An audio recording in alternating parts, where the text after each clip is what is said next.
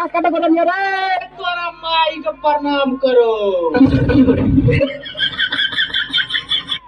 अरे मोरे राजा, तू तो यहाँ बाहर बन के आ गई हो। बोल बोल बोल बोल ले, तो मैं चुदम नहीं बोलूँ। हम धोरी में दूध रोटी खाइबो राजा, जल्दी मोटाइब ना, हम मर जाई। के मर जीबो हो, दवाई कराई नु हम चल पीस ला।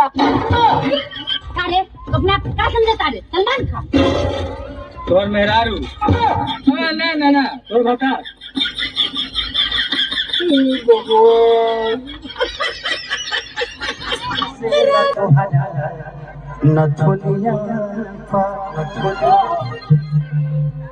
जब हिला लो कमर हरमोनिया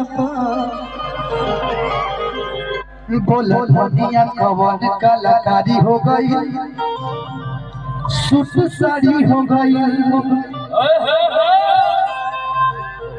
अभी बारी तो कुंवारी बेकरारी हो गई, कवन बीमारी हो गई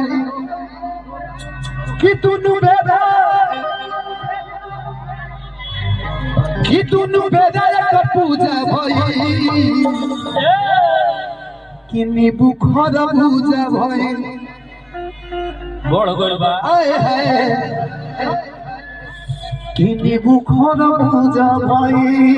चुपचाप यहाँ से चले जाओ, वरना करेजा जब तुम्हें छोड़ ही गए तो जून जुलाई में छोड़ ली होती। तुम्हारी माई 14 दिसंबर में हम ठंडी से मर जाओ।